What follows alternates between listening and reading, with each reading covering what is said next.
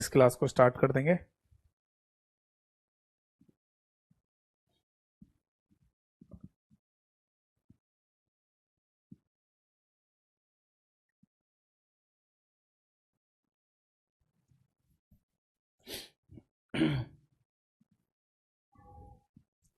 एक बार जल्दी से फटाफट कमेंट सेक्शन में बता दीजिए audio is clear.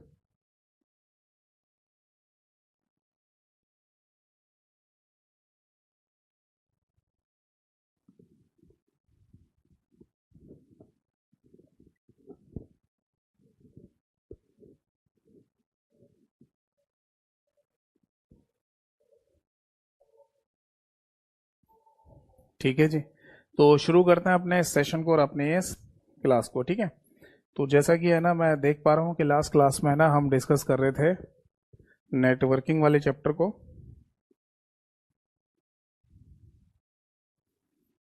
Last class में हमने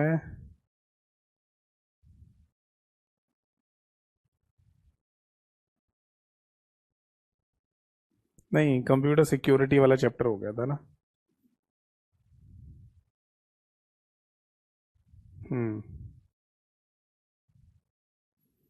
कंप्यूटर सिक्योरिटी वाला चैप्टर कंप्लीट कर दिया था हमने, नेटवर्किंग वाले चैप्टर को।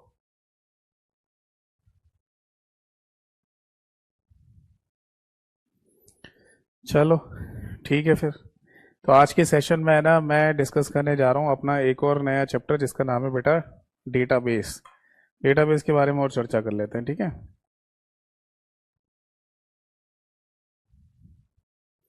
चलिए, तो मैं आपको ना क्लास को शुरू करने से पहले जल्दी से ये बात क्लियर कर दूं कि अभी तक है ना, ये बात मैंने पहले भी बताई है, फिर दोबारा बता देता हूँ।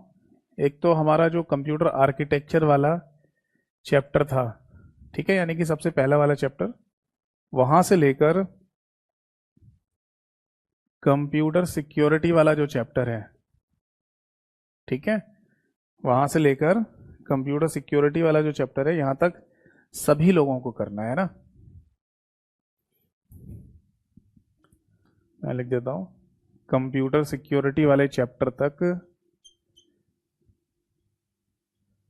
सभी लोगों को करना है। ये फॉर ऑल, यानी कि फॉर ऑल एग्जाम्स, यानी कि सभी एग्जाम्स में काम आता है बेटा, ठीक है। बट आज जो हम अपना एक चैप्टर स्टार्ट करने जा रहे हैं इसका नाम है दैट इज डीबीएमएस, यानी कि डेटाबेस मैनेजमेंट सिस्टम। इसके बाद एक और मैं चैप्टर कराऊंगा आपको दैट इज नंबर सिस्टम, ठीक है। और नंबर सिस्टम के बाद है ना एक और चैप्टर डिस्कस करेंगे, वो होगा प्रोग्रामिंग लैंग्वेज के नाम से, प्रोग्रामिंग लैंग्वेज। तो बेटा मैं आप सभी लोगों को यही बोलूंगा कि ये तीन चैप्टर जो हैं ये वही लोग पढ़ें केवल जिनके एग्जाम में पूछे जाने हों, और अगर नहीं पूछे जाने तो कोई इशू नहीं है, छोड़ देना इनको, कंप्यूटर सिक्योरिटी तक जरूर पढ़ लेना, ठीक है।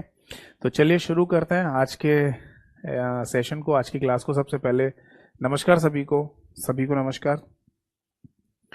बाकी आपको पता ही है, इतनी बार मैं आपको समझा चुका हूं कि आपको 3 स्टेप स्ट्रेटेजी फॉलो करके चलनी है, और वो स्ट्रेटेजी ये है कि आप सबसे पहले मेरी क्लासेस को देखो, फिर मेरे यूट्यूब चैनल से एमसीक्यूज की प्रैक्टिस करो, और फिर तीसरा मेरे टेलीग्राम चैनल से पीडीएफ फाइल को एक्सेस करिए। यूट्यूब और टेलीग्राम दोनों का ही आपको पता ही है, नाम क्या है, कंप्यूटर बाय यतेंद्र सर। देखो आज की डेट डाल देते हैं, दैट इज 2 दिसंबर 2024, यानी 2 दिसंबर 2024 बेटा आज की तारीख है। और हमारा आज के सेशन में जो चैप्टर स्टार्ट होने जा रहा है इसका नाम है बेटा डीबीएमएस, ठीक है। डीबीएमएस कह दो या फिर कई बार है ना डेटाबेस कह दो, एक ही बात है। कई बार कहीं कहीं डेटाबेस शब्द लिखा हुआ आ जाएगा, जैसे कि जिस एग्जाम में डेटाबेस के बारे में पूछना है वहां पर कई बार डेटाबेस लिख कर भी दे देते हैं कि डेटाबेस को पढ़ के आइए, ऐसे लिखा आ जाएगा, ठीक है। समझ आ गया सभी को।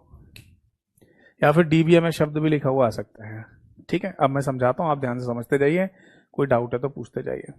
देखो जी, इस डीबीएमएस में ना सबसे पहला जो शब्द है इसे क्या कहा जाएगा, दैट इज डेटा, या फिर इसको डाटा के नाम से भी आप बोल सकते हैं।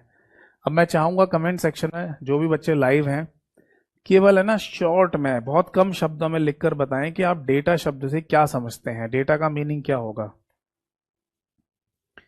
अगर आपसे एग्जाम में ये पूछा जाए कि which of the following statement, यानी कि इनमें से कौन सा कथन डेटा के रिगार्डिंग सत्य है या असत्य है, तो क्या हो सकता है, मतलब आप डेटा के बारे में क्या जानते हो,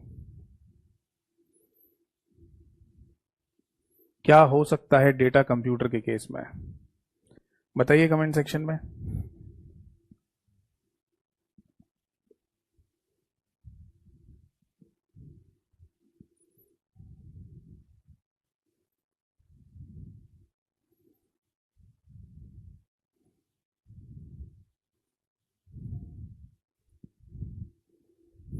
ऐसा जरूरी नहीं है कि आप प्रॉपर तरीके से कोई डेफिनेशन या परिभाषा ही लिखें, जो भी आपको लगता है वो आप बता सकते हैं।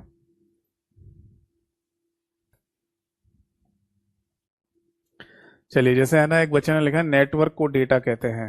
अच्छा,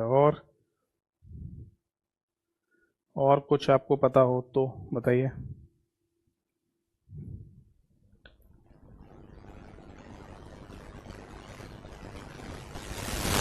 चलिए मैं समझाता हूँ, देखो सिंपल सा है ना, डेटा का मतलब होता है यहाँ पर that is raw facts and figures are known as data. Hindi में अगर कहा जाए तो बोल सकते हैं अर्थ रहित तथ्यों को डेटा कहा जाता है, तथ्यों को या फिगर को डेटा कहा जाता है। क्या मतलब है इसका, इसका मीनिंग ये है बेटा कि जिसका कोई मीनिंग ना हो, जिसका कोई अर्थ ना हो, उसे डेटा के नाम से बोल दिया जाएगा। जैसे उदाहरण के लिए, अगर है ना मैं आपके सामने कोई नाम लिख दूं, जैसे मैंने लिखा अमित, तो मुझे ये बताइए कि ये अमित है ना, मतलब क्या चीज है। आप बोलेंगे सर ये तो किसी व्यक्ति का नाम है, तो मतलब व्यक्ति का नाम है, ये कैसे कंफर्म हुआ, व्यक्ति मतलब इंसानों का। आप बोलेंगे जी हाँ सर इंसानों का ही नाम है, तो ये कैसे कंफर्म हुआ, है ना, ये कैसे कंफर्म हुआ कि ये व्यक्ति का ही नाम है। तो बच्चे ने लगा था नॉइज बहुत हो रहा है, कोई गड़बड़ी हो रही है क्या वॉइस में। आपके सामने कोई नाम लिख दूं, जैसे मैंने लिखा अमित, तो मुझे ये बताइए कि ये अमित है ना, मतलब क्या चीज है। आप बोलेंगे सर ये तो किसी व्यक्ति का नाम है, तो मतलब व्यक्ति का नाम है, ये कैसे कंफर्म हुआ, व्यक्ति मतलब इंसानों का। आप बोलेंगे जी हाँ सर इंसानों का ही नाम है, तो ये कैसे कंफर्म हुआ, है ना। जी हाँ सही कह रहे हैं, कुछ गड़बड़ हो रही है। मुझे 2 मिनट का समय दीजिए, ये जो मैं ऑडियो वाला सिस्टम है एक बार जल्दी से चेक कर लूँ, क्योंकि कुछ डिस्टर्बेंस आ रही है।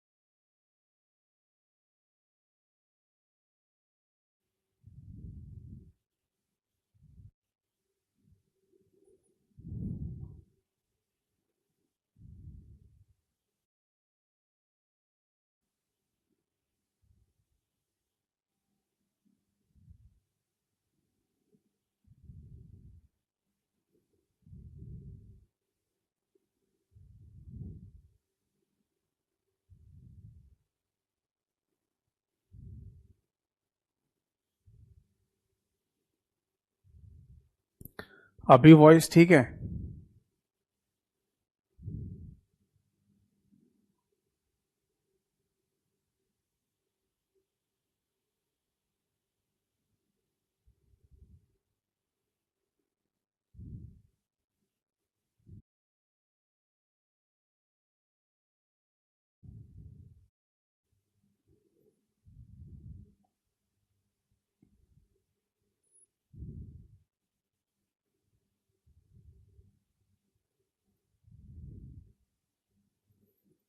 अभी वॉइस ठीक आ रही है? अभी वॉइस ठीक है?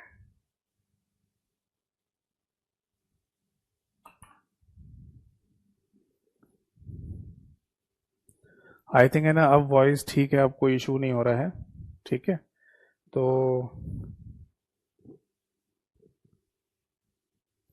चलिए, अगर है ना अभी भी वॉइस में कोई गड़बड़ी आए तो मुझे ज़रूर बताना, ठीक है। एक बार मैं कैमरे को और ठीक कर लूँ, फिर क्लास को शुरू कर देंगे।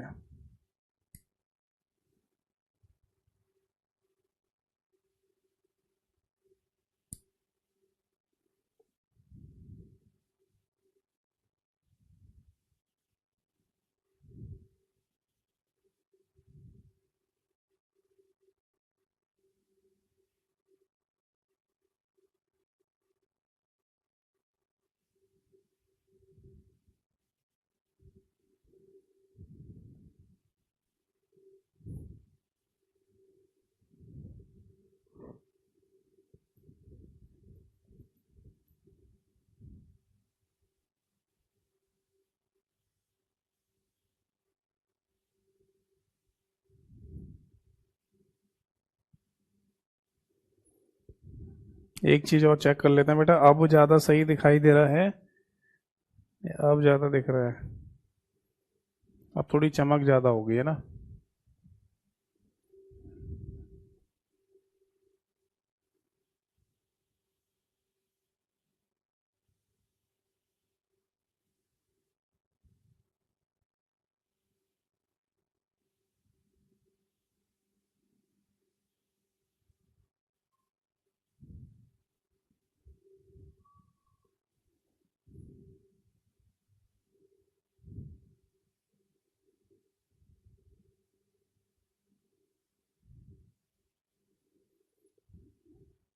बस 1 मिनट का समय और दे दीजिए।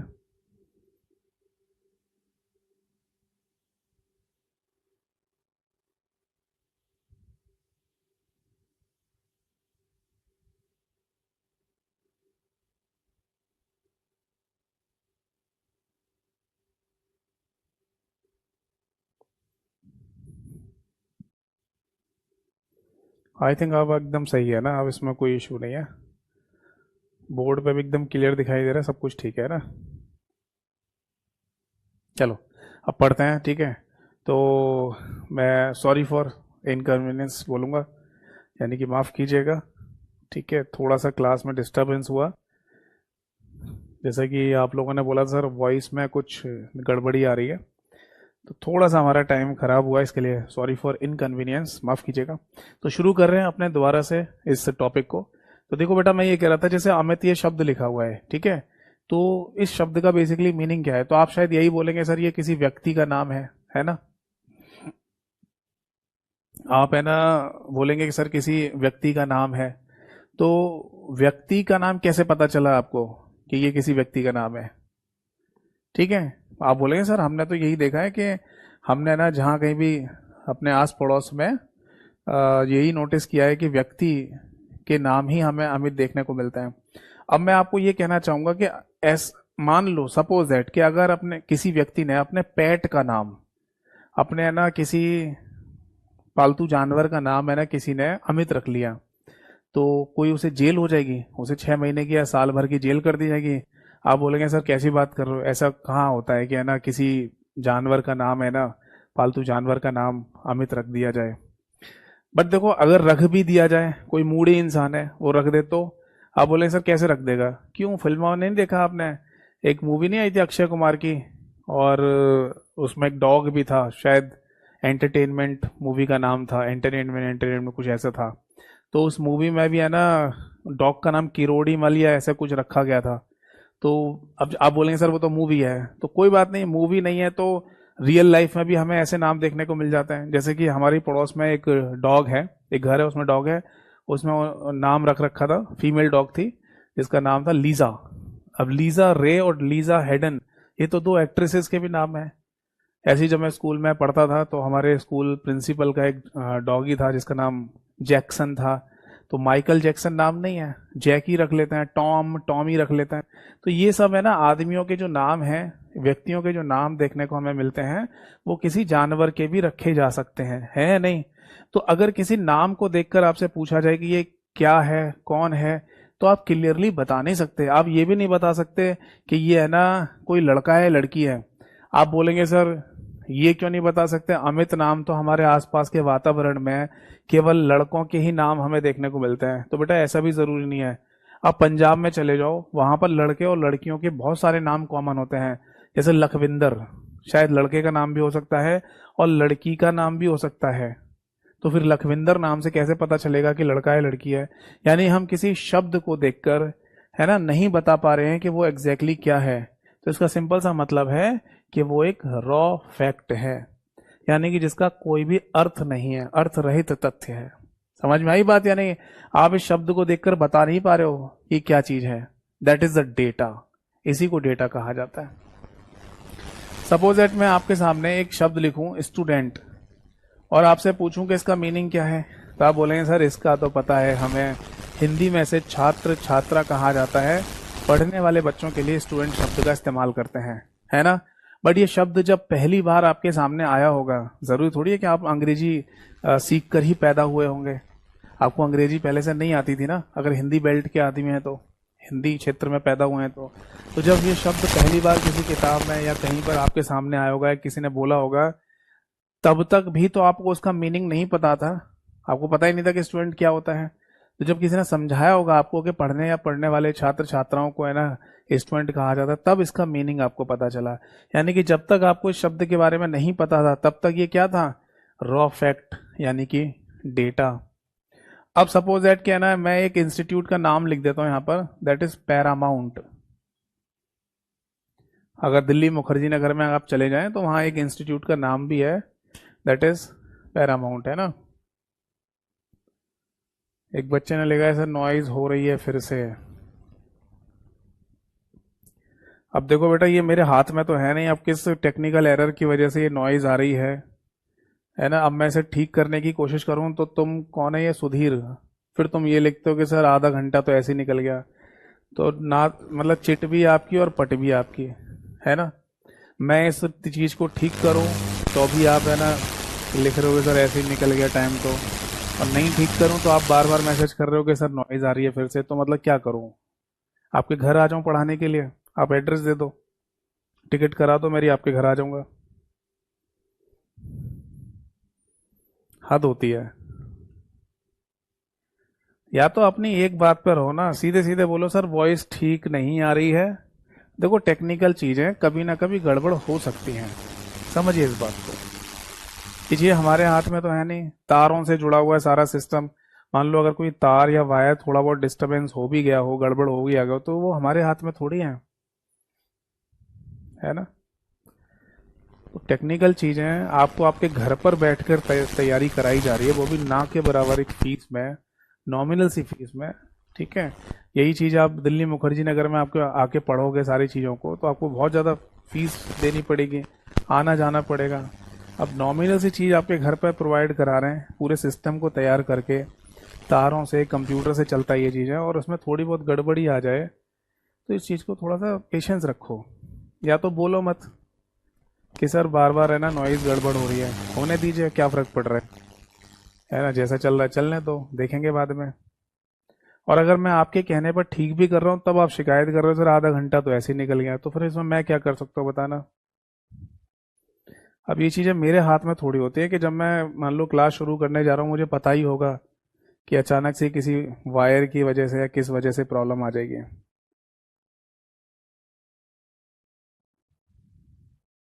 बताओ पांडे जी, कौन है ये सुधीर कोठारी? पांडे जी बताओ।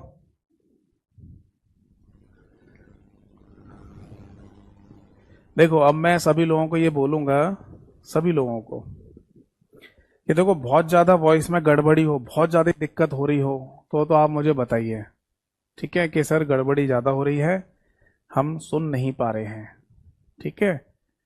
तो मैं इस चीज को देखूं, फिर दोबारा इस वायरिंग को निकाल के दोबारा लगा के देखूंगा, तब शायद ठीक हो जाए। और अगर मान लो मैनेजेबल है, कि हाँ मैनेज हो जाएगा, तो फिर आराम से सुनते रहिए, है ना। बहुत ज़्यादा दिक्कत हो रही हो तो कोई दिक्कत नहीं है, वीओडी वाले सेक्शन में भी डेटाबेस की क्लासेस है, वो देख लेना। नेक्स्ट क्लास में आने से पहले मैं इस चीज़ को ठीक कर लूँगा, ठीक है, इतनी मैं गारंटी दे रहा हूँ। पर टेक्निकल चीज़ें बेटा कभी ना कभी तो ख़राब हो ही सकती है। आप बीमार नहीं पड़ते हो? आप बीमार पड़ते हो? नहीं। आप बोलेंगे सर मैंने तो इंसानी प्रजाति में जन्म लिया है, मैं क्यों बीमार पड़ूंगा, मैं कोई जानवर थोड़ी हूँ, मेरे शरीर में बीमारी कैसे लगती है, मैं तो ब्रह्मा जी के द्वारा बनाया गया इंसान हूँ, तो मेरे अंदर कैसे बीमारी लग सकती है? पर हो जाती है, जुकाम खांसी बुखार आ जाता है, आपको भी सिर दर्द होने लगता है, तो सिस्टम है भाई, सिस्टम में गड़बड़ी कभी ना कभी हो सकती है।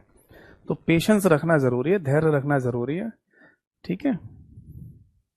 चलो, तो मैं यही बोल रहा हूँ सभी लोगों को, एक बार मैं खुद भी चेक कर लेता हूँ अपने फोन में। आप बीमार पड़ते हो? नहीं। आप बोलेंगे सर मैंने तो इंसानी प्रजाति में जन्म लिया है, मैं क्यों बीमार पड़ूंगा, मैं कोई जानवर थोड़ी हूँ। मेरे फोन में ठीक आ रही है आवाज, सब कुछ ठीक है, ठीक है। अब हो सकता है बीच बीच में कुछ आ रही हो, नॉइज गड़बड़ आ रही हो, तो इसको मैं क्लास के बीच में ही ठीक कर सकता हूँ, या फिर क्लास जब एंड हो जाएगी उसके बाद ठीक करूंगा, दो ही केसेस है। अगर कर रहा हूँ बीच में ठीक तो मिसबिहेव मत करिए। चलो, अब देखो मैं यही बता रहा हूँ, फिर से बोल दूं कि अब पढ़ लो जैसे पढ़ना है, ठीक है, थोड़ा सा मैनेज कर लो क्योंकि बहुत ज़्यादा गड़बड़ी नहीं है जैसे मैंने अभी सुना, ठीक। नेक्स्ट क्लास में आने से पहले इसको ठीक कर लूंगा। तो बेटा मैं ये कह रहा था आप सभी लोगों से कि दिल्ली मुखर्जी नगर की अगर हम बात करें तो वहां पर एक स्टूडेंट मतलब एक इंस्टीट्यूट है जिसका नाम है पैरामाउंट। अब बात ये आती है कि उस पैरामाउंट नाम के इंस्टीट्यूट के नाम से कोई और चीज नहीं है, और फिर पैरामाउंट चीज होती क्या है? तो इसका सिंपल सा मतलब है, पैरामाउंट का मतलब चोटी, किसी पहाड़ की चोटी को पैरामाउंट कहा जाता है। अगर आप इंग्लिश वोकैबुलरी में देखेंगे तो वहां पर यही मीनिंग मिलेगा आपको, है ना।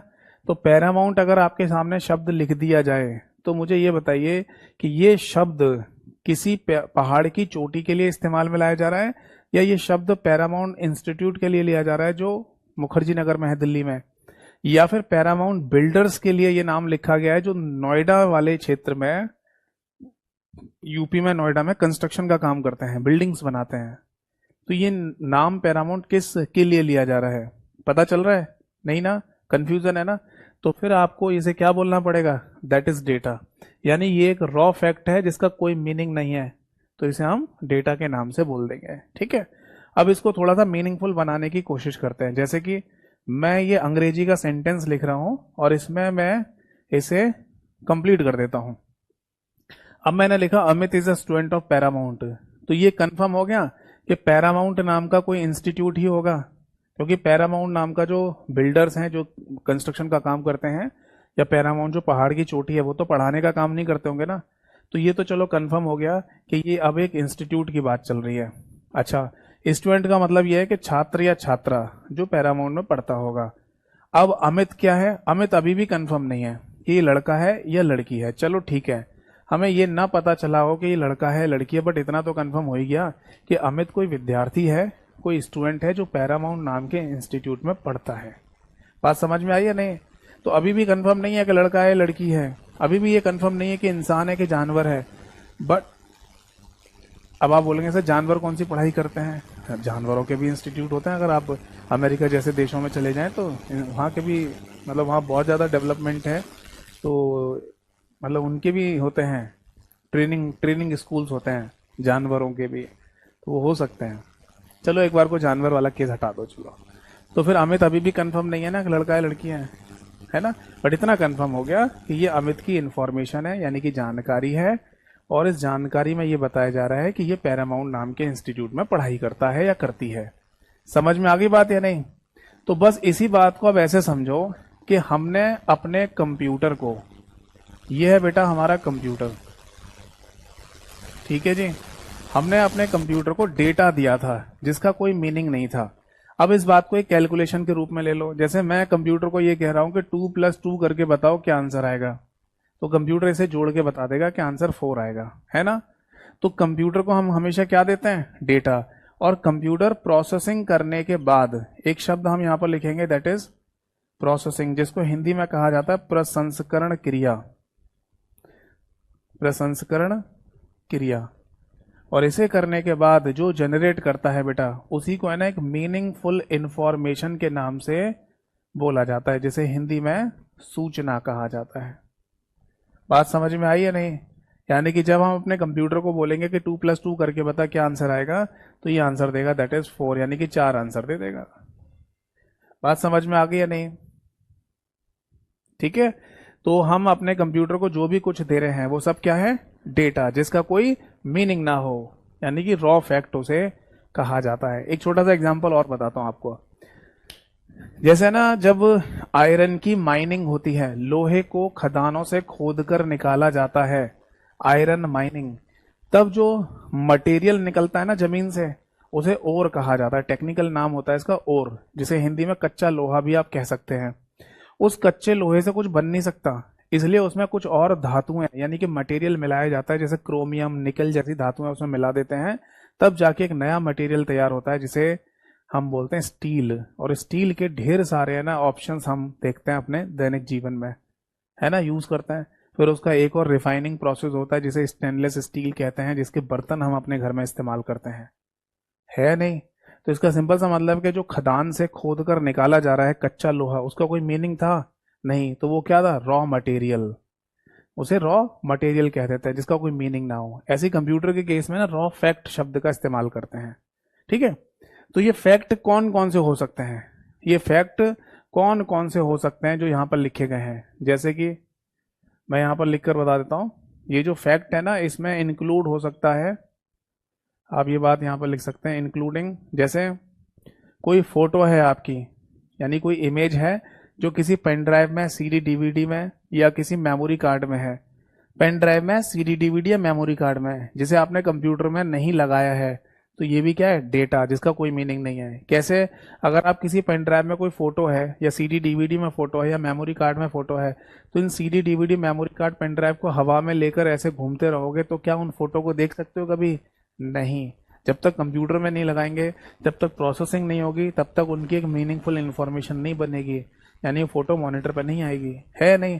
तो अगर आपके पास कोई भी फोटो है, या मान लीजिए कोई ऑडियो है, ऑडियो फाइल, या मान लीजिए कोई वीडियो फाइल है आपके पास, या मान लीजिए कोई एनिमेशन टाइप का है, ग्राफिक्स टाइप का है, कुछ भी है आपके पास, है ना, और ये सब है ना किसी पेन ड्राइव में, मेमोरी कार्ड में या सीडी डीवीडी के अंदर है, जिसे आपने कंप्यूटर में अभी तक नहीं लगाया है, तो बेटा ये सारे के सारे फैक्ट, ये सब फैक्ट क्या कहलाएंगे? डेटा ही कहलाते हैं। इसी को बोलते हैं डेटा। समझ में आई बात है नहीं? अब यहां पर एक शब्द और भी लिखा हुआ है डेटा की डेफिनेशन में, दैट इज फिगर। ये क्या चीज है? तो आप यहां पर एक शब्द और भी जोड़ सकते हैं, दैट इज फिगर। फिगर का मतलब होता है बेटा यहां पर नंबर। फिगर का मतलब होता है नंबर, यानी कोई भी नंबर जो आप लिख दें, ठीक है, जिसका कोई मीनिंग ना हो। अब आप बोलेंगे सर कोई भी नंबर, है ना, कोई भी नंबर को हम कैसे डेटा कहते हैं? जैसे समझाता हूं। सपोज दैट कि है ना आपके सामने एक नंबर लिखा हुआ है, दैट इज 25, और मैं आपसे पूछूं कि ये क्या है, तो आप बोलेंगे सर नंबर है 25। मैं फिर से पूछूंगा ये क्या है, आप बोलेंगे सर गणित का एक नंबर है, मैथमेटिक्स का एक नंबर है 25। मैं ये पूछूं आपसे कि ये नंबर किसको डिनोट करता है, ये किस लिए लिखा है आपने, तो आप बोलेंगे नंबर लिखा है। तो ऐसा तो कुछ नहीं है, ऐसे तो कुछ भी नहीं पता चलेगा। आप कुछ तो बताओ कि नंबर किसको डिनोट करने के लिए लिखा है, इससे कुछ इन्फॉर्मेशन पता चल रही है? आप बोलेंगे सर काउंटिंग है, किस चीज की? किस चीज की? हाँ सर अब तो सही कह रहे हो। कहाँ पता चल रहा है हमको ये किस चीज की काउंटिंग है? 25 क्या है, कुछ नहीं पता चल रहा ना। बट अगर मैं 25 के आगे लिख दूं किलोग्राम, अब इससे पता चल गया, हाँ वेट की बात हो रही है। अगर मैं 25 लीटर लिख दूं, इससे पता चला, हाँ ये भी वेट की बात हो रही है जो लिक्विड फॉर्म में है। अगर मैं 25 के आगे किलोमीटर लिख दूं, तो इससे कुछ पता चला, हाँ डिस्टेंस की बात हो रही है। अगर मैं 25 से पहले रुपीस का सिंबल बना दूं, तो कुछ पता चला, हाँ 25 रुपए की बात हो रही है। यानी अगर कोई फिगर आपके सामने लिखी हुई है, यानी कि नंबर लिखा हुआ है, और उसे देखकर भी आप कंफर्म नहीं बता पा रहे कि ये किस चीज के लिए लिखा गया है, दैट इज ऑल्सो डेटा। इसे भी कंप्यूटर में डेटा ही कहा जाता है। जब आप किसी फिगर के आगे पीछे कुछ लिख देंगे, तभी पता चलेगा कि वो एग्जैक्टली है क्या। इसीलिए डेटा की एक डेफिनेशन या परिभाषा बनाई गई है, that is raw facts and figures are known as data. एक मैंने पेपर में क्वेश्चन देखा था, ये जो मैं यहाँ पर लिख रहा हूँ ना ये वाली बात, ये एक एग्जाम में ही पूछा गया क्वेश्चन ही है, जिसमें लिखा हुआ था कि बताइए what is the meaning of data, यानी डेटा का मतलब क्या है। तो एक ऑप्शन पर लिखा था रॉ फैक्ट्स इंक्लूडिंग, ये डेफिनेशन लिखी थी, ऐसे लिख लो, रॉ फैक्ट्स, और आगे लिखा था इंक्लूडिंग, ठीक है, फिर आगे image, audio, video, animation, figure etcetera, यानी इत्यादि, ये सब क्या कहलाते हैं, इसी को ही डेटा के नाम से बोला जाता है। ठीक है बेटा, नोट करो पहले तो, फिर आगे बढ़ेंगे। कोई डाउट है तो पूछो। समझ में आया नहीं? मेरे पास कोई पेन ड्राइव है, उसमें मूवी पड़ी हुई है, दैट इज डेटा, कोई मीनिंग नहीं है उसका। पेन ड्राइव में मूवी रख के बैठा रहूंगा, उससे क्या कर लूंगा, कुछ नहीं कर पाऊंगा। अब एक और चीज मैं समझाता हूँ। जैसे कई बार है ना, हम इंटरनेट जब चलाते हैं तो इंटरनेट के केस में भी हमें ये शब्द देखने व सुनने को मिलता है, डेटा, है ना, कि हमें 1.5 GB डेटा मिला है, या हमें 2 GB डेटा मिला है पर डे, या हमने कोई डेटा ट्रांसफर कर दिया है ना। तो बस आप इसे ऐसे समझ लो कि 1.5 GB यानी 1.5 GB जो डेटा आपको मिलता है, या 2 GB डेटा आपको मिलता है, ये एक लिमिट है, एक मीटर है बस इंटरनेट के केस में। यानी आपके कंप्यूटर में कहीं से भी किसी कंप्यूटर से कोई डाटा उठ के आ रहा है, उसका एक मीटर लगा रखा है। मीटर कैसे है? हर डेटा का अपना एक साइज होता है। जैसे मान लो कोई फाइल आपने डाउनलोड करी इंटरनेट से, या कोई अपनी कोई वेबसाइट वगैरह आप देख रहे हैं इंटरनेट के थ्रू, इन सबका अपना साइज होता है। जैसे मान लो 10 किलोबाइट, 10 मेगाबाइट, 25 मेगाबाइट, ऐसा हर एक किसी का साइज होता है। और एक मीटर लगा रखा है जिसमें आपको बोल रखा है कि 1.5 GB ही डाटा आप एक्सेस कर सकते हो, है ना। तो इसका मतलब ये है कि जितनी चीजें आप अपने मोबाइल में या कंप्यूटर में खोलते जाएंगे, जिसका अपना एक साइज है, वो कैलकुलेट होता जाएगा, होता जाएगा, होता जाएगा। जैसे आपने कोई फोटो डाउनलोड कर ली, वो 5 मेगाबाइट की है, तो 5 मेगाबाइट गिन लेंगे। कोई वीडियो देख लिया आपने, उसमें आपका मान लो 50 मेगाबाइट खर्च हो गया, है ना, तो 50 मेगाबाइट जोड़ लेंगे। ऐसे करते करते 1.5 GB यानी 1.5 GB या 2 GB डाटा काउंट कर लेंगे, और जैसे ही ये पूरा होगा, ये मीटर यहीं बंद हो जाएगा। यानी आपको बोला जाएगा कि आपने दैनिक जीवन का, मतलब दैनिक डेट का आपने इंटरनेट खत्म कर लिया है, यानी आज की डेट का इंटरनेट डाटा खत्म, है ना। तो इसका मीनिंग क्या है? ये एक मीटर है जो काउंट कर रहा होता है कि आप कितना साइज का डाटा इंटरनेट के थ्रू अपने कंप्यूटर में मंगा रहे हैं। समझ में आ रहा है? अब इसको डेटा क्यों बोल रहे हैं? डेटा इसलिए बोल रहे हैं क्योंकि इंटरनेट के माध्यम से आपके कंप्यूटर में आ रहा है। तो जब तक कंप्यूटर के बाहर की तरफ है तो उसका कोई मीनिंग है नहीं। कंप्यूटर में जब अंदर आएगा, आप मॉनिटर पे देख पाएंगे, तभी तो मीनिंग बनेगा। यानी कि कंप्यूटर तक आने तक, है ना, उससे पीछे का जितना भी पार्ट है उसका कोई मीनिंग नहीं है, उसका कोई मतलब ही नहीं है। वो क्या है? रॉ फैक्ट कहलाता है, यानी कि डेटा कहलाता है। डेटा मीनिंगफुल तभी बनेगा जब कंप्यूटर के अंदर आ जाएगा। बात समझ में आई या नहीं? ये बहुत है ना इंपॉर्टेंट बातें हैं, बहुत छोटी छोटी बातें हैं, बट इनसे क्वेश्चन बहुत सारे बनते हैं, अलग अलग भाषाओं में पूछे जाते हैं, अलग अलग तरीके से पूछे जाते हैं। समझ में आ रही है बात या नहीं? इन्हीं ये इतने से ही पार्ट में कम से कम 10 क्वेश्चन बना सकता हूं मैं, 10 क्वेश्चन। अब आगे देखो, ये बात हम सभी लोगों को पता है कि हमारे कंप्यूटर के अंदर है ना एक ब्रेन यानी दिमाग भी है, जिसे सीपीयू कहा जाता है, यानी कि सेंट्रल प्रोसेसिंग यूनिट। और हम हमेशा कहते हुए आए हैं कि सेंट्रल प्रोसेसिंग यूनिट के पास डेटा इनपुट के नाम से जाता है, और सीपीयू के द्वारा जो जनरेट होता है उसे आउटपुट कहते हैं नहीं। तो बेटा यहाँ पर एक क्वेश्चन और भी बन जाता है, जब आपसे पूछा जाए कि कंप्यूटर में सीपीयू के द्वारा रिसीव किया जाने वाले डाटा को क्या कहते हैं, या डेटा को क्या कहते हैं, तो आंसर है इनपुट कहते हैं। और सीपीयू के द्वारा जो इंफॉर्मेशन जनरेट की जाती है उसे क्या कहते हैं? उसे आउटपुट कहते हैं। काम करने वाला तो मेन यही है, सीपीयू जो कंप्यूटर के अंदर लगा हुआ है। बट ऊपर ऊपर की भाषा में हम ये कह सकते हैं कि इस डाटा को इंफॉर्मेशन बनाने की जिम्मेदारी किसकी है? कंप्यूटर की है। इनपुट से आउटपुट बनाने की जिम्मेदारी किसकी है? सीपीयू की है। तो दोनों ही केस में बीच में क्या हो रहा है? प्रोसेसिंग हो रही है। ये बात हमें बोलनी पड़ेगी। डाटा प्रोसेसिंग के बाद इंफॉर्मेशन में बनता है कंप्यूटर के द्वारा, इनपुट प्रोसेसिंग के बाद आउटपुट में बदल जाती है, या इनपुट प्रोसेसिंग के बाद आउटपुट बन जाता है सीपीयू के द्वारा।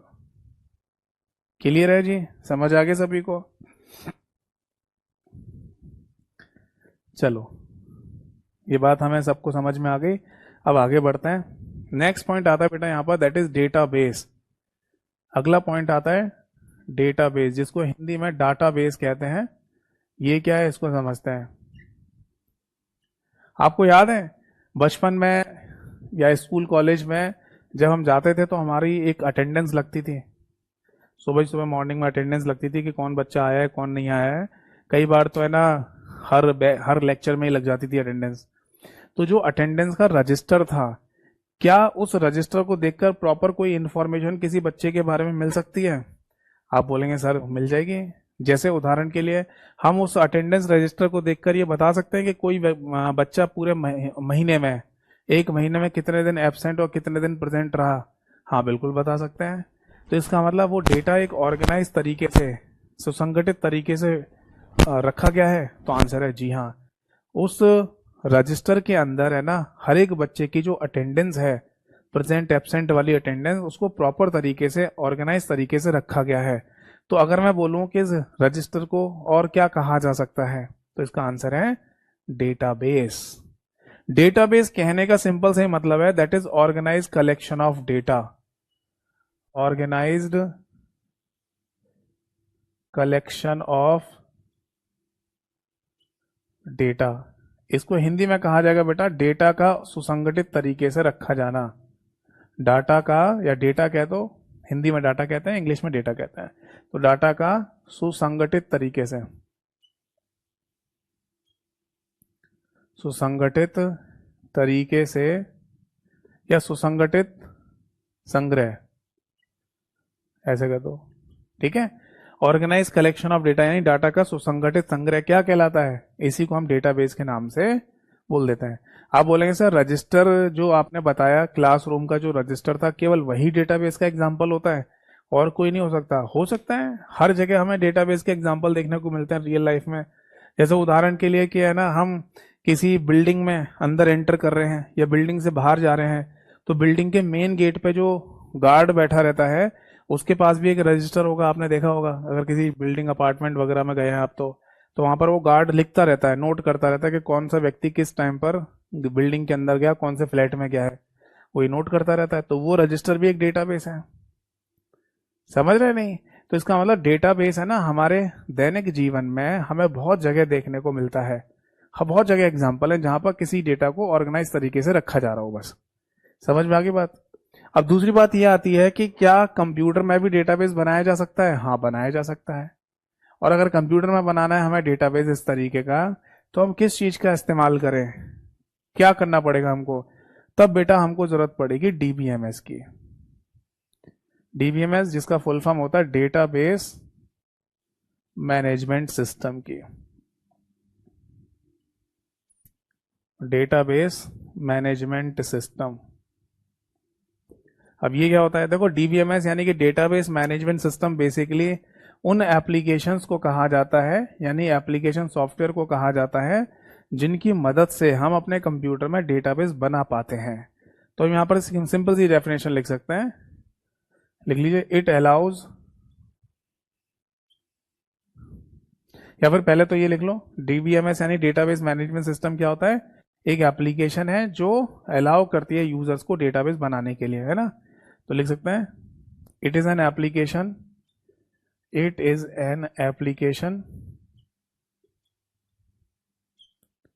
that allows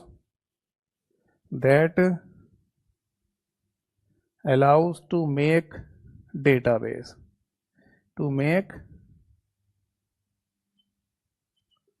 समझ में आ गई बात? हिंदी में लिखना है तो हिंदी में लिख लो, डेटाबेस बनाने के लिए या डाटाबेस बनाने के लिए एक डाटाबेस बनाने के लिए अलाउ करती है ना,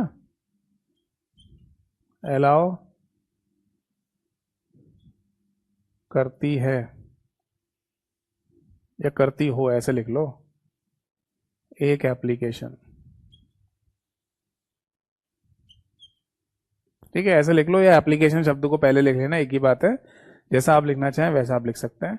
तो मुद्दे की बात, मोटी मोटी बात है ना, हमें यहाँ पर ये समझ में आ गई कि अगर हम एक ना डीबीएमएस की बात करते हैं, यानी डेटाबेस मैनेजमेंट सिस्टम की अगर हम बात कर रहे हैं यहाँ पर, तो इसका सिंपल सा मीनिंग ये है कि हम एक एप्लीकेशन या एप्लीकेशन सॉफ्टवेयर की बात करेंगे जिसके थ्रू हम अपने कंप्यूटर में डेटाबेस बना पाए। बात समझ में आ गई। अब बात यह आती है कि ये कौन से एप्लीकेशन या एप्लीकेशन सॉफ्टवेयर्स होते हैं जिनके थ्रू हम अपने कंप्यूटर में डीबीएमएस बना सकते हैं। तो देखो एक एक करके एग्जांपल लेते हैं। हमारे कंप्यूटर में ना बेटा पेंट नाम की एक एप्लीकेशन होती है। तो क्या पेंट नाम की एप्लीकेशन से है ना हम अपने कंप्यूटर में डाटाबेस बना सकते हैं? तो आंसर है नहीं। पेंट से कैसे बना देंगे? पेंट से तो ड्राइंग जैसा काम होता है। अगला ऑप्शन आता है, हमारे है ना कंप्यूटर में एक नोटपैड नाम की एप्लीकेशन होती है। क्या नोटपैड नाम की एप्लीकेशन से डेटाबेस बन जाएगा? तो आंसर है नहीं। नोटपैड से केवल सिंपल डॉक्यूमेंट वाला काम हो सकता है, बस सिंपल तरीके से। हमारे कंप्यूटर में ना एक एमएस वर्ड नाम की एप्लीकेशन भी होती है। क्या इस एमएस वर्ड नाम की एप्लीकेशन से हम अपने कंप्यूटर में डेटाबेस बना सकते हैं? तो देखो मैं आपको बताऊं, यहां पर जो डेटाबेस बनाने की बात हुई है ना, इसका सिंपल सा मतलब होता है दैट इज टेबल। ये बात भी ध्यान रखिएगा। डेटाबेस हमेशा किस रूप में बनाया जाता है? तो आंसर है टेबल के रूप में बनाया जाता है। बनाया जाता है। क्लियर है? Database is created in the form of table. ये बात ध्यान रखिएगा। जैसे हमने बात की थी किसी अटेंडेंस रजिस्टर की, तो उसमें भी तो टेबल ही बनी हुई थी। एक टेबल जैसा ही तो रूप बना होता है, रो बनी होती है, कॉलम बने होते हैं, यानी पंक्तियां बनी होती हैं, स्तंभ बने होते हैं। उसी हिसाब से ना एब्सेंट प्रेजेंट लगाते जाते हैं डेट के हिसाब से कि इस तारीख में कौन सा बच्चा एब्सेंट है, कौन सा प्रेजेंट है। तो टेबल ही तो बनी होती है रजिस्टर में। तो डेटाबेस बनाने का मतलब यही होता है कि आप टेबल बना रहे हो, आपको टेबल के रूप में काम करना है। तो क्या एमएस वर्ड में ना टेबल बनाई जा सकती है? तो आंसर है जी हाँ, बन जाती है एमएस वर्ड में टेबल। ये बात आपको याद होगा कि एमएस वर्ड में अगर आप टेबल बनाते हैं तो मैक्सिमम किसी एक टेबल में कॉलम की संख्या 63 और मैक्सिमम रो की संख्या 32,767 यानी 32,767 होती है ना। बट सपोज दैट कि आपको इससे बड़ी टेबल बनानी पड़े एक ही, तो ये फेल हो जाएगा, यानी कि एमएस वर्ड के थ्रू आप अपना डेटाबेस वाला काम नहीं कर पाएंगे। सपोज दैट कि हम बात करते हैं एमएस एक्सेल की, तो एमएस एक्सेल के अंदर भी टेबल बन जाती है। एमएस एक्सेल का तो वैसे तो रूप ही टेबल जैसा होता है, उसका स्ट्रक्चर ही रो एंड कॉलम जैसा होता है, बट फिर भी आप एक्सेल के अंदर अलग से टेबल बना सकते हैं, बन जाती है। बट इसकी भी एक लिमिट है, क्योंकि रो और कॉलम की संख्या यहाँ पर फिक्स होती है, याद है ना। तो ये भी फेल हो जाएगा, यानी कि ये भी एक डीबीएमएस एप्लीकेशन नहीं है। तो हमारे कंप्यूटर में अगर एमएस ऑफिस मौजूद है, तो एमएस ऑफिस के अंदर है ना एक एप्लीकेशन है एमएस एसेस नाम से। जैसे एमएस वर्ड होता है, एक्सेल होता है, पावर पॉइंट होता है, ऐसी एमएस एसेस नाम से भी एक एप्लीकेशन है। और इसके थ्रू जितनी बड़ी जैसी भी आपको टेबल बनानी है ना, सारे रूल एंड रेगुलेशंस को फॉलो करते हुए वो आप यहां से बना सकते हैं। तो इसलिए हम अपने कंप्यूटर में एमएस एसेस जैसी एप्लीकेशन को डीबीएमएस एप्लीकेशन के नाम से बोल देते हैं। यानी अगर आपके पेपर में कोई क्वेश्चन आए कि इनमें से कौन सी एक डीबीएमएस एप्लीकेशन है ना, डाटाबेस मैनेजमेंट सिस्टम एप्लीकेशन का कौन सा उदाहरण है, तो आप एमएस एक्सेस को टिक कर देना, ये हमारा सही आंसर होगा। तो अगर आप अपने कंप्यूटर में कभी डेटाबेस बनाना चाहते हैं तो आपको एमएस एक्सेस जैसी एप्लीकेशन का इस्तेमाल करना ही होगा। ठीक है, चलो नोट कर लीजिए इसको, कोई डाउट है तो पूछ लीजिए। बाकी अगर नोट नहीं करने का मन है तो आपको पता ही है, मेरे टेलीग्राम चैनल है ना कंप्यूटर बाय यतेंद्र सर, वहाँ पर है ना आपको डेटाबेस की कंप्लीट क्लास पीडीएफ मिल जाएगी, जिसमें एज इट इज़ सब कुछ लिखा हुआ है, इंग्लिश हिंदी दोनों भाषाओं में। उस पीडीएफ फाइल को डाउनलोड करके जैसे आपको पढ़ना हो पढ़ लेना। अब आगे देखिए, नेक्स्ट पॉइंट आता है कि क्या एमएस एसेस नाम की जो एप्लीकेशन है ये अकेली एप्लीकेशन है, केवल एक सिंगल एप्लीकेशन है जिससे हम डेटाबेस बना सकते हैं? तो आंसर है नहीं, और भी होती हैं। तो नेक्स्ट हेडिंग डालिए डीबीएमएस एप्लीकेशंस। डीबीएमएस एप्लीकेशंस यानी कि वो कौन कौन सी एप्लीकेशंस हैं जिनके थ्रू आप है ना डेटाबेस बना सकते हैं। देखो बेटा, जैसे सबसे पहला नाम तो यही लिख लो, एमएस एसेस। क्या कभी ऐसा पूछा जा सकता है कि इनमें से कौन सी डीबीएमएस एप्लीकेशन है या नहीं? हाँ, ये भी पूछ सकते हैं। 4 ऑप्शन देके पूछेंगे बताओ कौन सी डाटाबेस की एप्लीकेशन है या डाटाबेस मैनेजमेंट सिस्टम की एप्लीकेशन है, तो इसलिए ये नाम याद रखना ज़रूरी है।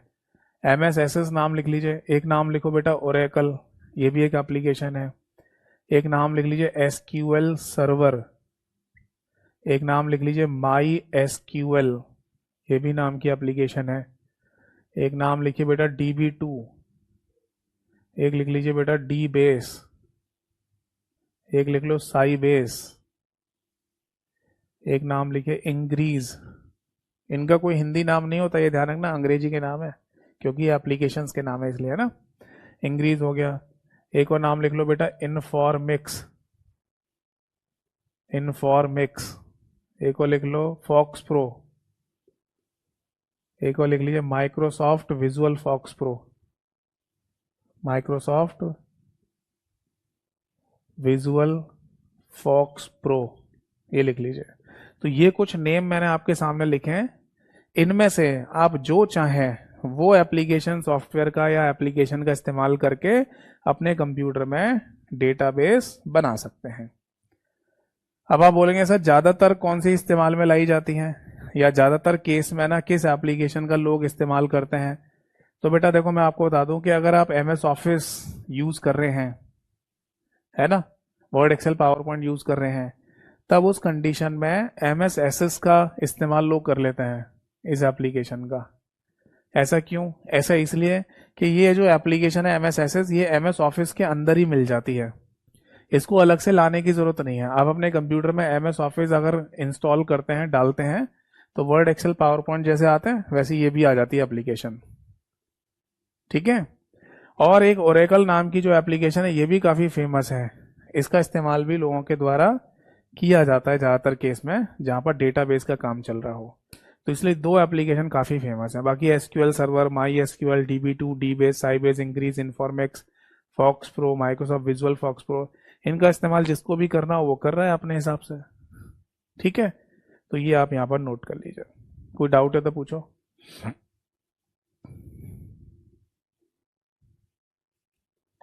इसे नोट कीजिए, कोई डाउट है तो पूछिए।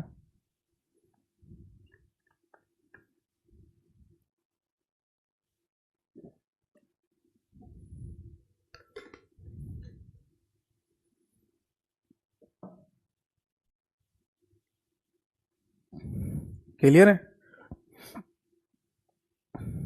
चलो अब आगे देखो। अब है ना हम नेक्स्ट एक पॉइंट और डिस्कस करने जा रहे हैं, और वो है कि जब हम डेटाबेस में काम करेंगे तो हमें कौन कौन सी टर्मिनोलॉजी यानी कौन कौन से शब्दों के बारे में पहले से पता होना चाहिए। भाई अगर मैं डेटाबेस पे काम करने जा रहा हूं तो कुछ तो टर्मिनोलॉजी मेरे को याद होनी चाहिए, पता होना चाहिए कि डेटाबेस में ऐसे होता है, वैसे होता है, ये शब्दों का इस्तेमाल किया जाता है। तो अगला जो हेडिंग डालेंगे हम, that is some important facts. ये लिखो, सम इंपॉर्टेंट फैक्ट्स लिख लो, या फिर है ना डेटाबेस टर्मिनोलॉजी शब्द लिख लो, एक ही बात है, ऐसे लिख लो। चलो डेटाबेस टर्मिनोलॉजी। जब हम डेटाबेस में काम कर रहे होते हैं तो हमें कौन कौन से शब्दों को देखने व सुनने को मिलेगा, कौन कौन सी शब्दावली हमें सुनने को मिलती है, ठीक है बेटा। देखो सबसे पहली बात ये आती है, सबसे पहला ही पॉइंट आता है ये कि जब हम डेटाबेस बना रहे होते हैं तो उस डेटाबेस को है ना और भी किसी नाम से जाना जा सकता है या कुछ और नाम से बोला जा सकता है। तो पहला पॉइंट तो यही आएगा, database is also known as, also known as, यानी कि डेटाबेस को और क्या कहा जा सकता है। तो बेटा इस क्वेश्चन का सही आंसर है दैट इज इंफॉर्मेशन सिस्टम। इसको हम इंफॉर्मेशन सिस्टम के नाम से बोल सकते हैं। जिसको हिंदी में लिखना है तो बोल सकते हो सूचना प्रणाली, इसको सूचना प्रणाली बोला जा सकता है, ठीक है। बाकी एक पॉइंट और लिखूंगा मैं यहाँ पर, इंफॉर्मेशन सिस्टम को ना बैक एंड के नाम से या बैक एंड एप्लीकेशन के नाम से भी बोला जाता है। अब क्यों बोला जाता है, क्या मीनिंग है इस बात का, वो मैं आपको समझाऊंगा बाद में, ठीक है। समझ में आ रही है बात? ये चीज़ है ना मैं आपको बाद में समझा दूंगा कि क्यों बोलते हैं, पहले लिख लो। हिंदी लिखने की जरूरत तो नहीं है ना, database is also known as, मतलब डेटाबेस को और क्या कहा जाता है, बस इतना ही है। डाटाबेस को और क्या कहा जाता है? ये इसका हिंदी का मीनिंग है, सिंपल सा। ठीक है, चलो अगला पॉइंट। डेटाबेस में मैंने अभी आपको बताया कि डेटाबेस बनाने का मतलब ही है कि आप टेबल बना के काम कर रहे हैं। ठीक है, तो यहाँ पर क्या बनेगी? टेबल बनाई जाएगी। अब बात यह आती है कि टेबल को भी कुछ बोलते हैं क्या? तो नेक्स्ट पॉइंट लिखिए, table is also known as. कुछ समय पहले एक स्टेट गवर्नमेंट एग्जाम हुआ जहां पर यह क्वेश्चन पूछा गया था कि बताइए टेबल को और क्या कहा जा सकता है। तो इसका सही आंसर था बेटा, दैट इज रिलेशन। टेबल को रिलेशन के नाम से भी बोला जाता है।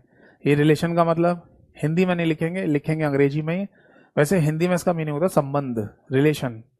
तो किसी टेबल को रिलेशन क्यों बोलते हैं? देखो, वो जो रजिस्टर की मैं बात कर रहा था, अटेंडेंस रजिस्टर, उस रजिस्टर के अंदर मान लीजिए 100 बच्चों के नाम लिखे हुए हैं जो क्लास में पढ़ते हैं। ठीक, तो उन 100 के 100 बच्चों में आपस में कोई रिलेशन है, कोई संबंध है? जैसे कोई किसी का भाई है या कोई किसी की सिस्टर है, बहन है, ऐसा हो सकता है। तो आप बोलेंगे सर जरूरी नहीं है, सारे के 100 बच्चे अलग अलग जगह से आए हों तो जरूरी नहीं कि उनमें कोई रिलेशन हो भी सकता है। मान लो 2 भाई या 2 बहन या कोई रिलेटिव ही एक ही क्लास में बैठे हों, ऐसा हो सकता है। बट मान लेते हैं कि उस क्लासरूम में जितने भी बच्चे बैठे हुए हैं सब सब अलग अलग जगह से आए, किसी का किसी से कोई ऐसा ब्लड रिलेशन टाइप का ऐसा कुछ संबंध नहीं है ना? फिर भी सारे के सारे बच्चों में एक रिलेशन तो है ही। क्या, समझाता हूं। जैसे मान लो वो 5th क्लास है, तो उस 5th क्लास का बच्चा है ना बाहर घूम रहा था, वहीं प्रिंसिपल आ जाए और प्रिंसिपल पूछे हाँ जी कौन सी क्लास के, पहले तो ये बताओ। तो बच्चा क्या कहेगा? सर 5th क्लास का हूं, यहाँ कैसे घूम रहे हो, जाओ क्लास में जाओ। तो अंदर चला गया बच्चा। फिर कोई दूसरा बच्चा बाहर घूम रहा था ऐसी क्लास से बाहर, तो प्रिंसिपल ने देख लिया, प्रिंसिपल कह रहा है हाँ जी कौन सी क्लास के हो? तो बच्चा कह रहा है सर 5th क्लास के। बोलेगा जाओ क्लास में, क्लास चल रही है। तो यानी 2 अलग अलग बच्चे आए, पर दोनों बच्चों ने अपना रेफरेंस क्या दिया? 5th क्लास के बच्चे हैं, 5th क्लास के स्टूडेंट हैं। यानी कि दोनों के बीच में एक रिलेशन तो है ना, उनका क्लासरूम, 5th क्लास। ऐसे है ना, जो 2 अजनबी है ना, कोई भी 2 अजनबी लोग हों, उनके बीच में भी कोई ना कोई किसी ना किसी तरीके का रिलेशन जरूर हो सकता है नहीं? जैसे मान लो 2 लोग अलग अलग जगह पे रहते हैं एक ही शहर में। जैसे मान लो कानपुर में, उत्तर प्रदेश में एक जगह कानपुर, शायद आपने नाम भी सुना ही होगा। तो मान लो 2 व्यक्ति हैं जो कानपुर में रहने वाले हैं, कानपुर के रहने वाले, और उनमें कभी आपस में कोई बातचीत नहीं हुई। बट मान लो वो दिल्ली आते हैं पढ़ाई करने के लिए और एक ही क्लास में बैठे हुए हैं, है ना? तुरंत है ना एक दूसरे से बातचीत होते हुए थे, उन्होंने पूछा तुम कहाँ से? कानपुर से। तुम कहाँ से? कानपुर से। अरे तुम तो भाई हो अपने, हो गए ना रिलेशन, हाथ मिलाना शुरू, गले मिलना शुरू। अरे तुम तो कानपुरी हो, है ना? बन गया रिलेशन। तो सिंपल सी बात है कि 2 अनजान व्यक्तियों में भी रिलेशन तुरंत बन जाएगा। एक ही शहर का रिलेशन हो सकता है, एक देश का रिलेशन हो सकता है ना? और सबसे बड़ा रिलेशन बोले तो पृथ्वी का रिलेशन। हम सारे के सारे जितने भी लोग हैं, प्राणी हैं, सब पृथ्वी पर रहते हैं, जबकि ग्रह तो और भी है ना। तो इसी तरीके से कोई ना कोई रिलेशन बनाया या बोला जा सकता है। तो कोई टेबल अगर बना रखी है तो उस टेबल के अंदर जितना भी कंटेंट लिखा हुआ है वो कंटेंट आपस में एक दूसरे से रिलेट है, रिलेशन में है। सो दैट्स द रीजन, इसी वजह से टेबल को रिलेशन के नाम से भी बोला जाता है। अब अगला पॉइंट ये आता है कि टेबल जब बनेगी तो उसमें रो एंड कॉलम होंगे या नहीं? बिल्कुल होंगे साहब। टेबल के अंदर रो भी बनती है जिसको हिंदी में पंक्ति कहा जाता है, और टेबल के अंदर कॉलम भी बनाया जाता है या कॉलम भी बनते हैं जिनको स्तंभ कहा जाता है। बट ये ध्यान रखना बेटा कि रो को रो नहीं कहते डाटाबेस में, और कॉलम को कॉलम नहीं कहते हैं। रो को बोलते हैं TUPLE, टपल, ये लिख लो। और कॉलम को एट्रीब्यूट कहा जाता है, कॉलम को एट्रीब्यूट के नाम से बोला जाता है। बात समझ में आ गई?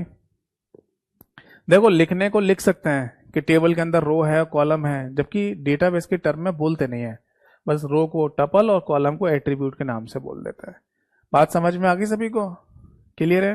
अब आगे देखो, इसके बाद अगला नेक्स्ट पॉइंट आता है डेटाबेस में ओवरऑल एक पॉइंट और लिख लो पहले, फिर स्ट्रक्चर बताऊंगा। टेबल की डिग्री, ये पॉइंट और लिख लीजिए। The degree of A table, the degree of A table यानी अगर आप कोई टेबल बना रहे हैं तो उसकी डिग्री कैसे काउंट होगी। जैसे सपोज दैट कि हमने ना यहाँ पर एक टेबल बनाई, ये है हमारी कोई टेबल है ना, और इस टेबल के अंदर हमने टोटल मिला के 1 2 3 4 कॉलम बना दिए, 1 2 3 4 है ना। तो इस टेबल के अंदर जितने भी कॉलम है उनकी संख्या काउंट कर लो, कितनी आ रही है 4। तो ये इसकी डिग्री कहलाती है। और कॉलम को कॉलम तो नहीं कहते हैं, क्या बोलते हैं, एट्रीब्यूट कहते हैं। तो हमारा सही आंसर हो जाएगा that is number of attributes, number of attributes. तो सपोज दैट के डेटाबेस में अगर आपसे पूछा जाए कि the degree of a table क्या होती है, तो इसका सही आंसर हो जाएगा that is number of attributes. अब अगला नेक्स्ट पॉइंट आता है the overall design, the overall design, design कह दो या फिर स्ट्रक्चर कह दो, स्ट्रक्चर, जिसको हिंदी में क्या कहा जाएगा, संरचना ऑफ डेटाबेस। यानी कि डेटाबेस की जो ओवरऑल डिजाइन आपने रखी है, बनाई है, या जो स्ट्रक्चर बनाया आपने, उसे क्या कहा जाता है। तो बेटा डेटाबेस के टर्म में ना इसको एक नाम दिया जाता है स्कीमा, SCHEMA, स्कीमा। ठीक है, ये एक टेक्निकल टर्म है जो शायद आपने पहले कभी ना सुना हो, तो इसे ध्यान रखना, स्कीमा बोलते हैं, SCHEMA, स्कीमा। डिजाइन का मतलब यही है कि आपने किसी डेटाबेस में किस तरीके से टेबल बनाई है ना, किस तरीके का डेटा एंटर करा रहे हो किसी टेबल में, तो ये सब डिजाइन पहले से तैयार कर ली जाती है डेटाबेस में एंट्री करने से पहले, ये सब कुछ पहले से तय कर लेता है। तो उसी डिजाइन या उसी संरचना की अगर हम बात करें तो उसे स्कीमा के नाम से बोला जाता है। नेक्स्ट पॉइंट देखिए, इसके बाद है ना अगला एक और पॉइंट आता है बेटा, जिसे बोलते हैं the smallest unit of database, smallest unit of database. Hindi में कहा जाएगा डेटाबेस की सबसे छोटी इकाई, डाटाबेस की सबसे छोटी इकाई का नाम बताइए। तो बेटा यहां पर नोट कर लीजिए कि डेटाबेस में सबसे छोटी इकाई को फील्ड कहा जाता है। ठीक है, अब आप बोलेंगे सर ये फील्ड क्या चीज होती है, आप चिंता मत कीजिए, अभी आ गया ना, मैं आपको एक एग्जांपल के थ्रू है ना ये फील्ड क्या होता है ये सब भी समझाऊंगा। फिलहाल अभी कुछ क्वेश्चंस देखिए। देखो डेटाबेस में सबसे छोटी इकाई को क्या कहते हैं, फील्ड कहते हैं। तो इससे बड़ी भी तो कोई इकाई होती होगी ना, हाँ, फील्ड के जस्ट बाद में नेक्स्ट बड़ी इकाई को कहा जाता है दैट इज रिकॉर्ड। क्या होता है अभी समझेंगे। रिकॉर्ड के जस्ट बाद में एक और यूनिट होती है जिसे फाइल कहा जाता है, और फाइल के बाद में लास्ट में, सबसे लास्ट में डेटाबेस को कहा जाएगा। यानी कि अगर ये चारों शब्दों को आगे पीछे ऊपर नीचे करके छोड़ दिया जाए और कहा जाए कि इन्हें सही क्रम में लगाइए, एक क्रम में लगाओ, वो भी बढ़ते हुए क्रम में, छोटे से बड़े क्रम में, तो ये सही आंसर होगा that is field, record, file और डेटाबेस। कई बार हमने ये भी देखा एग्जाम में कि इन चारों शब्दों के साथ कंप्यूटर के जो शब्द होता है ना, बिट बाइट, उनको भी जोड़ दिया जाता है। तो फिर कंप्यूटर और डेटाबेस को दोनों को मिलाकर अगर ये क्रम लिखा जाए तो सही क्रम होगा ये बिट, इसके बाद आता है बेटा बाइट, इसके बाद कंप्यूटर में आता है एक शब्द कैरेक्टर, इससे बड़ा शब्द आता है फिर फील्ड, इससे बड़ा शब्द आता है फिर रिकॉर्ड, रिकॉर्ड से बड़ा शब्द आता है बेटा फाइल, और फाइल से फिर बड़ा शब्द आता है दैट इज डेटाबेस। यानी कि अगर हम कंप्यूटर और डेटाबेस दोनों को मिलाकर अगर ये सीक्वेंस लिखें तो फिर हमारा ये सही सीक्वेंस होगा। क्लियर, समझ में आ गई बात। चलो अब आगे बढ़ते हैं। नेक्स्ट पॉइंट, इन सातों शब्दों में 3 शब्द ऐसे हैं जिनसे पहले कलेक्शन शब्द लगा दिया जाए तो एक नया आंसर मिलता है। समझ में आया। जैसे अगर मैं आपसे ये पूछूं कि कलेक्शन ऑफ बिट्स को क्या कहते हैं, बताओ कमेंट सेक्शन में इसका सही आंसर क्या होगा। कलेक्शन ऑफ बिट्स को क्या कहा जाता है। अब बिट्स का कलेक्शन क्या कहा जाता है, जैसे अगर एक सिंगल 0 लिखा हो या सिंगल 1 लिखा हो तो यहां तो कोई कलेक्शन नहीं है। बट अगर मैं यहां पर 4 बार 0 लिख दूं या 4 बार 1 लिख दूं या 4 बार 0 1 के कॉम्बिनेशन लिख दूं तो ये कलेक्शन क्या कहलाते हैं। तो ये बात आपको पता है, हमने सेकंड वाला चैप्टर पढ़ा था ना, मेमोरी यूनिट्स। तो अगर 4 बाइनरी बिट के कलेक्शन लिखे हुए हैं तो उसको क्या बोलते हैं, उसे निबल कहा जाता है। बट इन सातों शब्दों में कहीं पर भी निबल लिखा हुआ है नहीं, तो यानी कि निबल की बात नहीं चल रही है। अगर मैं यहां पर 8 बार 0 लिख दूं या 8 बार 1 लिख दूं, 8 बार 1 लिख दूं या 8 बार 0 1 के कॉम्बिनेशन लिख दूं, है ना, उसमें ये मैटर नहीं करता कि 0 कहां पर है और 1 कहां पर है, 8 बार होने चाहिए। तो 8 बार 0 1 के कलेक्शन को, कॉम्बिनेशन को क्या कहा जाता है? दैट इज बाइट कहा जाता है। तो क्या बाइट यहां पर लिखा हुआ है इस पूरे सीक्वेंस में? हाँ जी लिखा हुआ है। तो इसका सही आंसर हो जाएगा बेटा दैट इज बाइट। ठीक है। एक क्वेश्चन और भी बनाया जा सकता है यहां पर, that is collection of records को क्या कहते हैं? कलेक्शन ऑफ रिकॉर्ड्स को, ठीक है। तो इसका सही आंसर है बेटा फाइल। कैसे समझाऊंगा अभी आगे, एक डायग्राम के थ्रू समझेंगे। और अगर नेक्स्ट क्वेश्चन ये बना दिया जाए, that is collection of files को क्या कहा जाता है? कलेक्शन ऑफ फाइल्स को, तो इसका सही आंसर है बेटा डेटाबेस। ठीक है। और ये कलेक्शन ऑफ फाइल वाला क्वेश्चन तो हमने कई बार देख लिया, एग्जाम में पूछा जाता है कि बताओ फाइल का कलेक्शन क्या कहलाता है, तो आंसर है दैट इज डेटाबेस।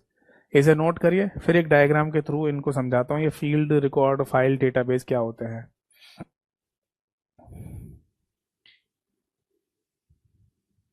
चलिए, डेटाबेस में ना देखो काम कैसे करते हैं।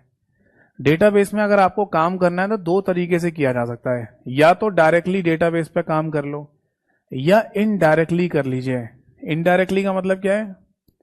जैसे हम यूज तो किसी और चीज का कर रहे हैं, बट उसके थ्रू डेटाबेस में डेटा स्टोर हो जाए हमारा। नहीं समझे? समझाता हूं। आपने कभी किसी एग्जाम का ऑनलाइन फॉर्म भरा है? आप बोलेंगे सर कई बार भर लिया हमने, या हमें ये पता तो होता ही है कि हम ऑनलाइन फॉर्म भरेंगे तभी है ना हमारे किसी एग्जाम के लिए हम एलिजिबल होंगे और उसका एडमिट कार्ड आएगा और हम पेपर देने जाएंगे, है ना। तो सिंपल सा मतलब है कि हमें कोई ना कोई ऑनलाइन फॉर्म भरना ही पड़ेगा एग्जाम के लिए। तो ये ध्यान रखना कि ये जो ऑनलाइन फॉर्म आप भरते हैं ना, इस ऑनलाइन फॉर्म को आप एक और नाम से भी बोल सकते हैं, that is front end application. Front end application, या केवल फ्रंट एंड के नाम से भी बोल सकते हैं। ऐसा क्यों? क्योंकि ये आपके हमेशा सामने है, तो पीछे क्या है? डेटाबेस। यही मैं समझाने जा रहा हूं आपको कि डेटाबेस पे दोनों ही तरीके से काम हो जाता है। या तो आप डायरेक्टली काम कर लो डेटाबेस पे, एंट्री करा लो, डेटा फैच कर लो, या फिर है ना ऐसे भी कर सकते हैं, जैसे किसी ऑनलाइन फॉर्म में आपने डिटेल भर दी अपनी, आपने अपना नाम, पता, address, phone number, email ID सब भर दिया, और जब आप किसी ऑनलाइन फॉर्म में ये सारी चीजें भर के सबमिट करते हो फॉर्म को, तो ये ऑनलाइन फॉर्म की सारी डिटेल कहाँ चली जाती है? तो आंसर है डेटाबेस में, जिसकी कनेक्टिविटी इससे की गई होगी। तो जब आप इसमें सारी डिटेल भर के सबमिट करोगे, डाटाबेस में स्टोर हो जाएंगी सारी डिटेल, जिनका इस्तेमाल बाद में फिर किया जाएगा आपके एडमिट कार्ड बनाने के लिए या बाद में फर्दर यूज के लिए। समझे या नहीं? तो अगर मैं डेटाबेस को बैकएंड कह रहा हूं, तो जो एप्लीकेशन मेरे सामने है अभी, तो उसको मैं फ्रंट एंड नहीं कह सकता? कह सकता हूं। अभी तो लिखवाया था डेटाबेस बैकएंड भी कहलाता है। तो बैकएंड इसलिए कहा जाता है डेटाबेस को क्योंकि वो पीछे काम कर रहा है, हमेशा फ्रंट पे नहीं है। फ्रंट पर ऐसी एप्लीकेशंस होती हैं ऑनलाइन फॉर्म जैसी, जिनसे हम इंटरेक्ट करते हैं। तो हमारे सामने है, हम इंटरेक्ट कर रहे हैं, तो फ्रंट एंड। अब डाटा पीछे चला जाएगा कहां पर? डेटाबेस में, तो डेटाबेस को बैकएंड कह देंगे। समझे या नहीं? तो सपोज दैट कि ये कोई डेटाबेस है, यहां लिख देता हूं, ये सपोज दैट अगर कोई डेटाबेस है तो हम इसको बैकएंड या बैकएंड एप्लीकेशन के नाम से भी बोल सकते हैं। बताओ बेटा बात समझ में आई या नहीं? अब जिस ऑनलाइन फॉर्म को आप भर रहे होते हैं ना, उसकी कनेक्टिविटी डेटाबेस के साथ पहले ही करा दी जाती है, तब जाके है ना आप कोई ऑनलाइन फॉर्म वगैरह भरते हैं। सपोज दैट कि आपने ना कोई ऑनलाइन फॉर्म भरा और उसमें अपना नेम फिल कर दिया, आपने अपना एड्रेस फिल कर दिया, आपने अपनी एज फिल कर दी, या आपने अपना फोन नंबर फिल कर दिया, है ना। और इतनी सारी डिटेल को भरने के बाद आपने एक बटन पर क्लिक किया जिसपे सबमिट लिख रहा था। तो जैसे आप सबमिट पर क्लिक करते हैं तो ये सारी डिटेल है ना डेटाबेस में जाके सेव हो जाएंगी। कैसे? क्योंकि डेटाबेस में ना पहले से ही एक टेबल बनाई गई होती है, और उस टेबल में ही आपका सारा डेटा स्टोर हो रहा होता है, जिसमें कॉलम्स कितने होंगे? उतने जितने यहाँ पर आपने एंट्री करी है। यानी आपने 4 एंट्री करी है तो वहाँ टेबल के अंदर 4 ही है ना कॉलम होंगे, जिसमें यहाँ लिखा होगा बेटा नेम, यहाँ लिखा होगा एड्रेस, यहाँ लिखा होगा एज और यहाँ लिखा होगा फ़ोन नंबर। ठीक है। अब होता क्या है, देखो ये जो एप्लीकेशन है ना ऑनलाइन फॉर्म वाली, ये सपोज दैट कि एक टेक्नोलॉजी है जीएसपी, इसमें बनाई गई है। जीएसपी का फुल फॉर्म होता है जावा सर्वर पेजेस, एक टेक्नोलॉजी जिसके थ्रू हम ऑनलाइन एप्लीकेशन, वेबसाइट वगैरह, वेब पेज वगैरह बनाते हैं। और सपोज दैट कि डेटाबेस के लिए भी है ना हमने कोई ना कोई एप्लीकेशन इस्तेमाल की होगी, तो हम मान लेते हैं यहाँ पर ओरेकल का इस्तेमाल किया हमने। समझ में आया? क्योंकि डेटाबेस भी तो किसी ना किसी एप्लीकेशन से ही बनेगा, तो यहाँ ओरेकल इस्तेमाल कर रहे हैं। और यहाँ पर हमने ये ऑनलाइन एप्लीकेशन है ना बनाने के लिए जीएसपी का इस्तेमाल किया, तो यानी जीएसपी में जावा सर्वर पेजेस, एक तरीके से जावा कह दो या जीएसपी कह दो, है ना, क्योंकि जावा एक अलग लैंग्वेज है, जीएसपी अलग होता है। तो जीएसपी जो लैंग्वेज है या भाषा है या टेक्नोलॉजी है, उसे ओरेकल के बारे में जानकारी नहीं है और ओरेकल को जीएसपी के बारे में जानकारी नहीं है। समझ में आई बात? जीएसपी को ओरेकल की जानकारी नहीं है, ओरेकल को जीएसपी की जानकारी नहीं है, तो इन दोनों के बीच में कम्युनिकेशन होगा कैसे? क्यों? क्योंकि ये ऑनलाइन फॉर्म जीएसपी में बना है और वो डाटाबेस ओरेकल में बना है। ये दोनों आपस में कम्युनिकेट कैसे करेंगे? तो बेटा इनके लिए बनाया जाता है एक स्पेशल पर्पस प्रोग्राम जिसे एपीआई कहा जाता है। जल्दी से फटाफट एपीआई की फुल फॉर्म बताओ कमेंट सेक्शन में। ये चीज मैं आपको पढ़ा चुका हूं जब मैंने आपको विंडोज ऑपरेटिंग सिस्टम पढ़ाया था। एपीआई की फुल फॉर्म भी लिखवाई थी और एपीआई की डेफिनेशन भी लिखवाई थी, समझाया भी था कि एपीआई क्या होता है।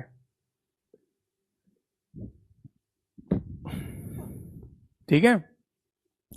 तो एपीआई की फुल फॉर्म क्या है? That is application programming interface, और ये एक प्रोग्राम होता है जो दो टेक्नोलॉजी को आपस में कम्युनिकेट कराने के लिए जिम्मेदार होता है। ठीक है। तो यहाँ पर एक एपीआई बनाया गया होगा जिससे जीएसपी और ओरेकल आपस में एक दूसरे से लिंक हो पाए। ठीक।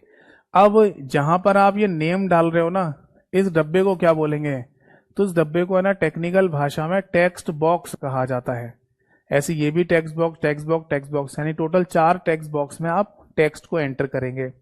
बट अगर आप नेम वाले इस बॉक्स में, है ना, नेम वाले इस टेक्स्ट बॉक्स में जो भी लिखेंगे वो कहां जाएगा? वो यहां पर आएगा। तो ये वाली जो जगह आपको दिखाई दे रही है, कॉलम वाली जगह, इसको क्या बोलते हैं? इसी को टेक्स्ट फील्ड कहा जाता है। डेटाबेस में या तो टेक्स्ट फील्ड कह दो या फिर फील्ड के नाम से बोल दो। समझ में आया?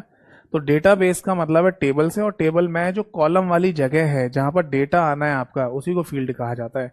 तो अभी बीते कुछ समय पहले एक पेपर हुआ है और वहां ये क्वेश्चन पूछा गया कि बताओ डेटाबेस में फील्ड का मतलब क्या है। तो आप फील्ड का मतलब कॉलम भी कह सकते हो, और कॉलम को यहाँ क्या बोलते हैं? एट्रीब्यूट कहते हैं। तो ऑप्शन में एट्रीब्यूट लिखा हुआ आया था, वो सही आंसर था। समझ आना? कॉलम, एट्रीब्यूट, फील्ड, ये सब एक जैसी बातें हैं। क्योंकि ये जो आपके सामने किसी कॉलम में खाली जगह दिख रही है ना, यहीं पे डाटा आएगा यहां से टेक्स्ट बॉक्स से। कहां पर? टेक्स्ट फील्ड में। तो उसी फील्ड को है ना बेसिकली डेटाबेस में सबसे छोटी यूनिट कंसीडर किया जाता है। समझ आ गई बात?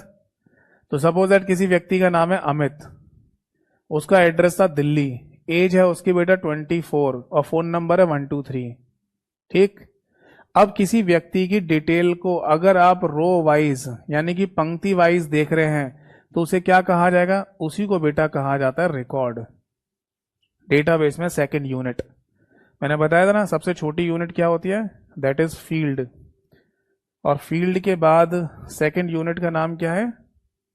That is record. तो रिकॉर्ड अगर आपसे पूछा जाए कि डेटाबेस में क्या होता है, तो सिंपल सा आंसर है a complete detail of any person in row wise, यानी पंक्ति वाइज किसी व्यक्ति की कंप्लीट इंफॉर्मेशन को रिकॉर्ड कहा जाता है।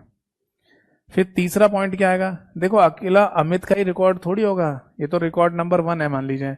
ऐसी कोई और व्यक्ति होगा जिसका रिकॉर्ड नंबर 2 होगा, ऐसी कोई तीसरा व्यक्ति होगा जिसका रिकॉर्ड नंबर 3 होगा।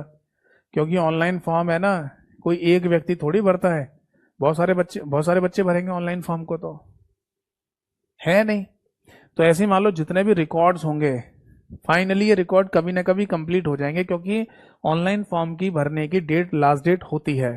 तो जिस दिन लास्ट डेट आ जाएगी, जिस दिन ऑनलाइन फॉर्म भरना बंद हो जाएगा, टेबल हमारी कंप्लीट हो जाएगी, रिकॉर्ड सारे आ जाएंगे। तो इन सभी रिकॉर्ड का जो कलेक्शन है उसे क्या बोल रहे हैं, टेबल। और टेबल को ही जब ये कंप्लीट हो जाए तो फाइल के नाम से बोल दिया जाता है। फिर से सुनिए, किसी भी टेबल का, टेबल कहने का मतलब यह है कि आपने टेबल का स्ट्रक्चर तैयार किया है।